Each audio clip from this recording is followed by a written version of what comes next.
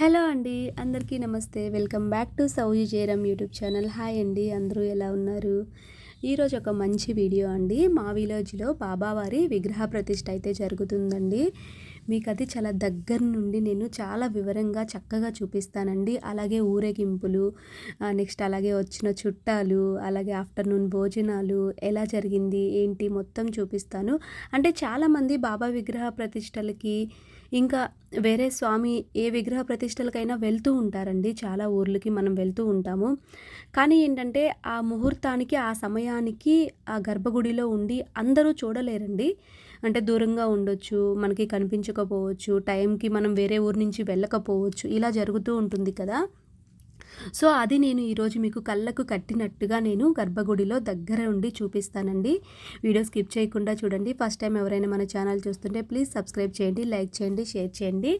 చూసారు కదండీ! ముందుగా అయితే ఇది సాటర్డే జరుగుతుందండి. ముందు రోజు మనకి అంటే తెల్లవారితే విగ్రహ ప్రతిష్ఠ అనగా ముందు బాబాని ఇలాగా ఊరేగింపు అయితే చేస్తారనమాట ఊరు మొత్తం. బాబా విగ్రహాన్ని తీయలేరు కాబట్టి ఏంటంటే ముందుగా అక్కడ మనకి పాలరాతితో దత్తాత్రేయ స్వామి విగ్రహం, అలాగే విఘ్నేశ్వరుడి విగ్రహం, నందీశ్వరుడిది ఇట్లా ఇంకా ఇంకోటి తాబేలు అనుకుంటా అండి. ఇవన్నీ అలాగే బాబావారి ఒక ప్రతిమ అనమాట. వీటన్నిటిని ఊరేగింపులాగా చేస్తారనమాట. ఆఫ్టర్‌నూను కాదండి 4కి అలా స్టార్ట్ చేశారు. కానీ నైట్ అయిపోయింది. మా ఇంటి దగ్గరికి వచ్చేసరికి ఊరు మొత్తం తిరిగి స్వామివారు. అప్పుడు ప్రతి ఒక్కరూ ఇలా స్వామివారికి ఇలా వారు అంటారనమాట. ఇలా వాటర్ అనేవి పోసి స్వామివారికి పసుపు నీళ్ళతో అలాగే కొబ్బరికాయ, పూలు, పండ్లు, బియ్యం, బెల్లం ఇట్లా ఎవరు ఏమి ఇవ్వాలనుకుంటున్నారో అవన్నీ ఇస్తారనమాట. స్వామివారికి ఇలా దిష్టి తీసినట్టు అని చెప్తారనమాట. సో, ఇంకా ముందు రోజు నైట్ అయితే ఇలా అయిపోయిందండి. ఆ తర్వాత మార్నింగ్ 7:44కి అనుకుంటా అండి విగ్రహ ప్రతిష్ఠ అనేది ఇలా జరుగుతుందనమాట. కరెక్ట్‌గా 7:44కి ఒక్క సెకండ్ అటు ఇటు అవ్వకుండా అక్కడ యంత్రం ఉంది చూసారా అండి, రాగి యంత్రము. ఆ యంత్రాన్ననేది ఆ ప్లేస్‌లో అనేది మనం ఎక్కడైతే బాబాని ప్రతిష్ఠించాలి అనుకుంటున్నామో ఆ ప్లేస్‌లో కరెక్ట్‌గా ఒక్క సెకండ్‌కి అటు ఇటు కూడా అవ్వకుండా ఆ యంత్రాన్ననేది అక్కడ ప్రతిష్ఠిస్తారండి అయ్యగారు. ముందుగానే మనకందరికీ చూపిస్తారు. ఇట్లా అందరూ తాకి నమస్కారం చేసుకుంటారు. ఆ తర్వాత ఆ ప్లేస్‌లో పెడతారనమాట. దానికి ముందే వచ్చిన భక్తులందరూ అక్కడ అంటే నవరత్నాలు, బంగారం, వెండి ఇట్లా మీ దగ్గర ఏయుంటే అయ్యండి తెచ్చుకున్నయన్నీ అక్కడ వేస్తారనమాట. కాయిన్స్ అయినా కానీ పర్లేదు. ప్రతి ఒక్కరు ఒక కాయిన్ అనేవి వేస్తారు. ఎందుకంటే అవి ఆ గుడి ఉన్నన్ని రోజులు బాబావారి పాదాల కింద మనం వేసినవి అనేవి ఉంటాయన్నమాట. చాలా మంచిదంట అలా వేస్తే. అంటే ప్రతిష్ఠ మన మన చేతులతో మనం కూడా ప్రతిష్ఠ చేసిన పుణ్యకార్యం అనమాట. అలా అదృష్టం అనేది మనకి ఉంటుంది. సో, ఎక్కడైనా అలా ప్రతిష్ఠ జరిగేటప్పుడు వెళ్ళి మీరు కూడా అండి బంగారం, వెండి, ఇలా ఏవి ఉంటే అవి మన దగ్గర వేస్తారు. ఏమీ లేని పక్షంలో అట్‌లీస్ట్ ఒక కాయిన్ అయినా వేయొచ్చండి, రూపాయి కాయిను. ఆ తర్వాత ఆ యంత్రానికి చుట్టూ మేస్త్రి ఇలా సిమెంట్ అనేది ఇలా పూసారండి. తర్వాత నిమ్మకాయలు, కర్పూరం ఇవన్నీ పెట్టి వెలిగించారనమాట. చుట్టూ ధూపం వేశారు. ఆ తర్వాత మనం ఒక 5 మినిట్స్ అటో ఇటో బాబా విగ్రహాన్ననేది అక్కడ ప్రతిష్ఠించుకోవచ్చండి. కానీ వాళ్ళు పెట్టిన ఆ ముహూర్తానికి మాత్రం ఒక్క సెకండ్ కూడా అటు ఇటు అవ్వకుండా ఆ యంత్రాన్ననేది అక్కడ ప్రతిష్ఠిస్తారనమాట. నాకు ఇంతవరకు ఎప్పుడూ తెలీదండి. అంటే వెళ్ళాను కానీ చాలా చోట్ల నేనెప్పుడూ చూడలేదు. బాబాదైతే ఫస్ట్ టైమ్ అనమాట చూడడం.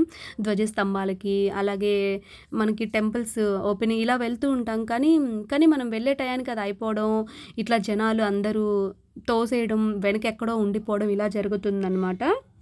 మేము లక్కీగా ఇంకా మా ఊర్లోనే కాబట్టి మా ఇంటి బ్యాక్ సైడే ఉంటుందండి టెంపుల్. మేము ఎర్లీగానే వెళ్ళామనమాట టెంపుల్ లోపలికి. అందుకని మేము దగ్గరే నిలబడ్డాం బాబాకి.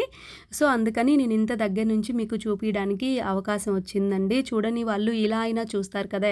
అట్‌లీస్ట్ ఎంతో గొప్ప పుణ్యం అనేది ఉంటుంది కదా మనకి. అలా స్వామివారి విగ్రహ ప్రతిష్ఠ అనేది ఎలా చేస్తారనేది చూడడం. అంటే మనం అక్కడికి వెళ్ళినా అంత దగ్గర నుంచి చూడలేమనమాట. సో, అలా ఆ ప్రాసెస్ అంతా అయిపోయిన తర్వాత ఒక బెల్ట్ సహాయంతో ఇలా అందరూ కలిసి విగ్రహాన్నైతే మెల్లగా జరుపుకుంటూ ఆ యంత్రం ఎక్కడైతే పెట్టారో ఆ ప్లేస్లో విగ్రహాన్నైతే ప్రతిష్ఠించడం అయితే జరిగిందండి.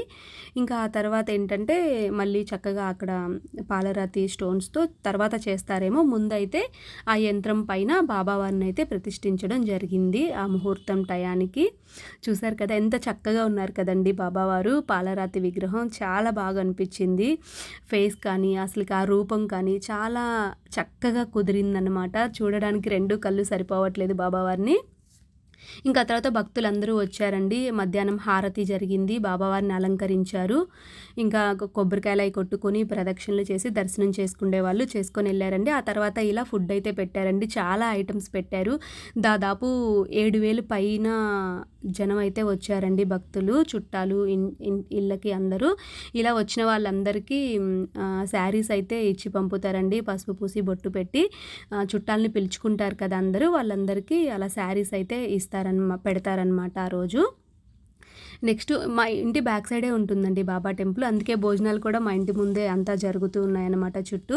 నేను మళ్ళీ ఈవినింగ్ ఇంక మేమైతే హైదరాబాద్ వచ్చేస్తున్నామండి. ఒకసారి టెంపుల్ ఫ్రీగా ఉంటుంది, మీకు అందరికీ టెంపుల్ చూపించవచ్చని నేను ఈవినింగ్ మళ్ళీ ఇంకా హైదరాబాద్ వచ్చే ముందుగా నేను ఒకసారి మళ్ళీ టెంపుల్కి వెళ్ళానండి. చూడండి చాలా స్పేషియస్గా ఉందన్నమాట. చాలా పెద్ద ప్లేస్లో కట్టారు బాబా టెంపుల్ అనమాట.